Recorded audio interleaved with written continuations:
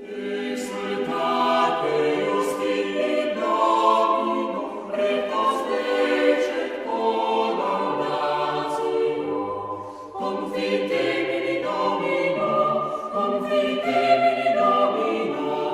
in Ciliana. Confitemini Domino, in Ciliana.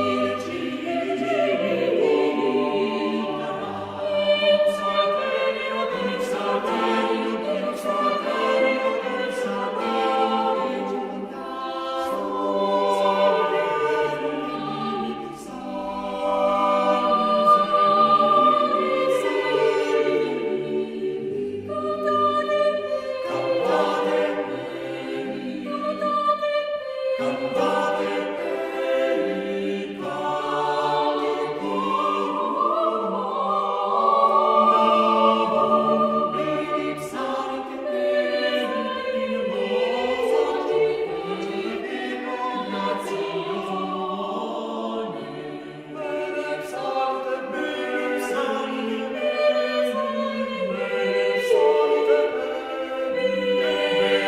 Salve Regni, cantate,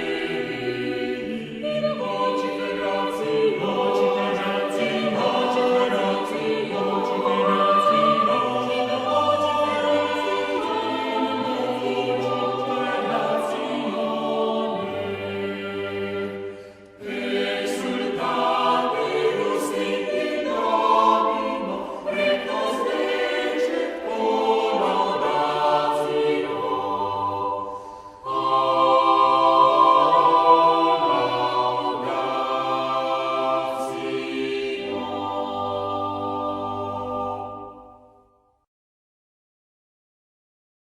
Very often, humor can reflect certain profound moral and psychological realities. One can be seen in a meme like this. I know it sounds a little weird to draw deeper moral lessons from a meme, but it seems that there is a deep psychological reality being pointed to in this meme that we've all experienced at some point or another. Most people have had that experience at least once in their life where they have a desire to do something or were planning on doing something, but then they felt a strong desire not to do it simply because someone else came along and told them that they had to do it. There's just something about being told what to do by someone else that often annoys us or gets under our skin. But this happens more with some people than with others, particularly if you have a stubborn or rebellious personality, which sometimes may be rooted in certain less than morally sound tendencies, such as pride or arrogance. Yet, sometimes one may feel this way not because they have a problem with authority, not because they have problems with pride or arrogance, but because they are a tad bit embarrassed at having to be told to do something that they know deep down inside they should already be doing or ought to already be doing. I know with myself, sometimes when I'm told to do something that I already know that I ought to be doing, I know that I have the knowledge of and even the desire to do what is right, but in some circumstances I wish that this knowledge or desire expressed itself in action more spontaneously. This psychological reality reflects a deeper moral reality. Namely, part of the reason why we may feel this way is because we desire virtue. And this is the theme for today's video. Here we will examine briefly what defines the nature of virtue. Now, a virtue is a habit. The term habit is derived from the Latin term habitus, meaning inclination or disposition. Whenever we make the same or similar choices in the same or similar situations, we become used to making those choices, and thus it's more likely that we will make that choice or similar choices in the future. This is because even though we have free will, our free will is shaped and molded by the cumulative effects of our past choices. Because we have free will, thus making us the ultimate masters of our decisions, habits can be reversed. Yet our free will doesn't act in a vacuum. Our free will becomes disposed towards acting a certain way if we continually choose to act that way in a particular set of circumstances. Habits are thus broad patterns of behavior. As the Catholic moral theologian William C. Madison III wrote, a virtue is a constant or stable character trait that defines our actions and intentions. Virtues are good habits, and vices are bad habits. That is to say, a virtue is a pattern of behavior or character traits that leads us towards morally upright behavior, and a vice is a bad habit, that is, a broad pattern of behavior or character traits that leads us towards evil behavior. Virtues and vices are not the same as good works or sins. Good works or sins are specific or particular actions that we choose to do, whereas virtues and vices are broader patterns of behavior. Good works, or sins, may be called virtuous or vicious insofar as they exemplify a specific virtue or vice. And different good works and different sins exemplify different virtues and different vices, since there are different parts of human life and different desires that humans have, and virtues and vices pertain to different aspects of human life or different desires. Virtues are a big part of the ethical system of the Catholic Church, and this is because we believe that one of the chief effects of God's saving plan is to make us holy. Now, holiness refers not to a specific action, but rather a state of being. Holiness pertains to our mindset, our view of things, our desires, our way of life, and, more specifically, all of these things aligning with the will of God. Jesus Christ became man, died on the cross, and rose from the dead to save us from our sin. When the effects of Christ's saving mission are applied to us by grace, we are brought into closer union with God. The deeper our union with God, the more we grow in holiness. The more we grow in holiness, the more our thoughts, intentions, desires, attitudes, and actions align with the will of God. And the more this is the case, the more we become inclined towards morally upright behavior. Thus, growth in virtue is a big part of growth in holiness. In fact, one thing that the grace of God does is it either strengthens or it grants to the soul the capacity to act virtuously. Now, in a future video, I will define the meaning of the different virtues and vices, and the different categories of virtue and vice, and how grace and free will relate to each other in the development of the virtues. Yet, the important thing to remember is that a state of holiness is a state of being that necessarily entails virtue. Further, one cannot be holy and sin at the same time. Thus, the more one sins, the less holy one is. Yet the more one performs virtuous acts, the more we avoid sin, and therefore the more we remain in or even grow in holiness. Now, one sign that we have a particular habit, whether it be a good habit or a bad habit, is that when we have it, we act spontaneously. We have a strong urge to act a specific way. It almost feels like something that's pouring forth from us. It feels like a part of who we are. Now, that doesn't mean that we don't have free will and that we can't override our inclinations or dispositions. Yet, we feel like it's something built into us. It's something that we feel a strong urge to do. And when we have a virtue, that means we have a strong desire to act rightly. We just sort of spontaneously or organically choose to do what is right. We are inclined or disposed in that way. Now, that doesn't mean that we won't occasionally forget to do something that we ought to do and needs to be reminded of it, nor does that mean that there aren't situations where there is some duty that we have and we don't know that we have, and thus someone else needs to bring our attention to the fact that we have that duty.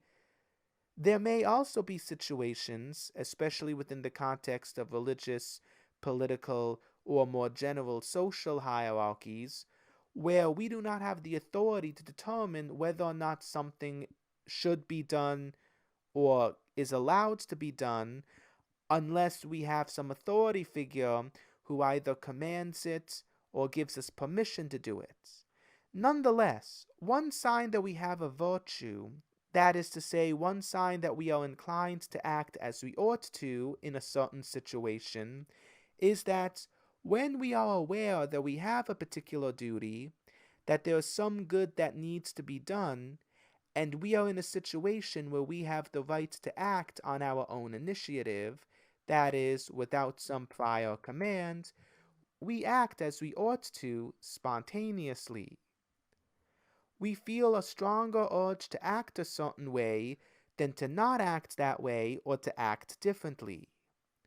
And in fact, doing what is right is not only something the virtuous person feels a strong desire to do, but is also something they find easy or even enjoyable. That is a sign that they already have a virtue. If you don't feel that way, don't feel sad or disappointed. If you don't have a virtue, or don't exhibit a virtue to the extent that you would like, remember that you always have free will, and what is more, God is giving you the graces you need to help your free will act as it ought. If you don't have a virtue, you can begin to develop it at any time. And since we are relatively early on in the new year, this can be something to meditate upon. Why not make your New Year's resolution to work on the virtues, or at any rate, to work on whatever virtues you think you are lacking?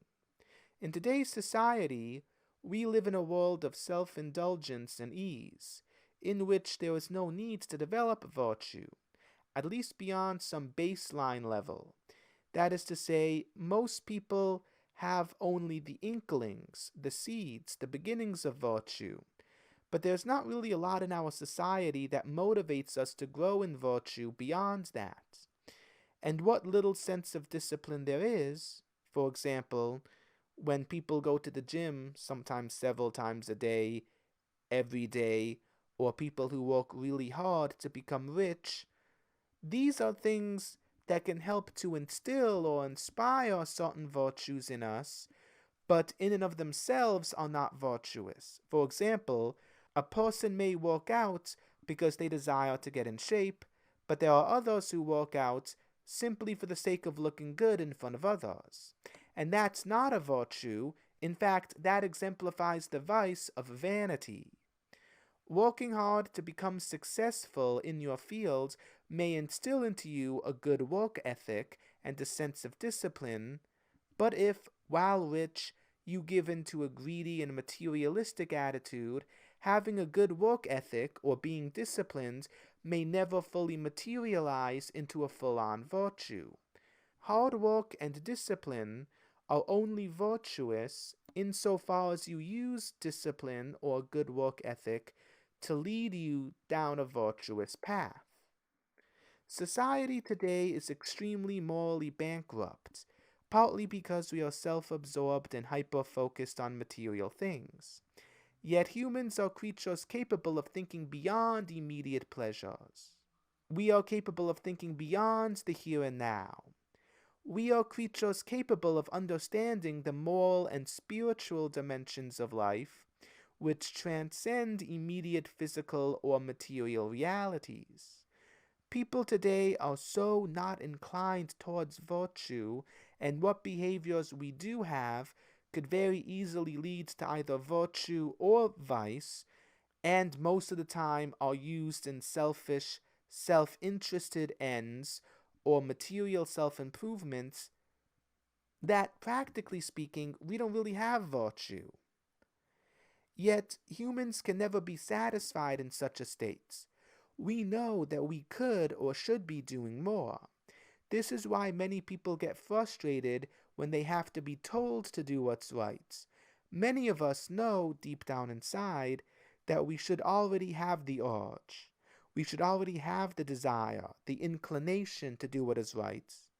That we should already be taking the initiative on our own to do what is right. Yet don't let this sense of anger or disappointment get the best of you, for if you do, it will inevitably lead to despair, resentment, or embitterment, which in turn may actually lead us away from virtue. Note that whether you are at the height of holiness or are the worst sinner around, it's never impossible to grow in virtue. And there are many things that we can do to help improve our sense of virtue. Firstly, just make right choices. And make choices that you know are right more times than you make choices you know are wrong. If you do that, you will become disposed towards virtue. Further, receive the sacraments as often as you can. Humans are unfortunately weakened by the effects of sin. And though some people may, by their own power, reach high levels of holiness and virtue, we will never be able to attain the fullness of virtue or holiness by our own power. We need the grace of God, and we receive this grace through the sacraments. The grace of God, which strengthens our intellectual and moral capacities, gives us the moral strength and spiritual enlightenment necessary to grow in virtue. Yet, how do we know which choices are the best choices? How do we become as open as we can to the grace of God? Well, this is where knowledge comes in. Some moral truths can be known through reason, even apart from divine revelation. And thus there is a lot we can learn through the study of ethics as a field of philosophy. Yet the fullness of the truth, including in the moral realm, is best exemplified by Christ, by the saints, and in the teachings of the Church. So read the Bible, read the Catechism, look at the lives of the great saints and popes and holy men and women of Church history, and imitate them. Take the basic principles that they exemplified or taught and apply it to your own life. And that's how you will gain the knowledge necessary to grow in holiness and therefore grow closer to God and the proper purpose of human life, which is heaven.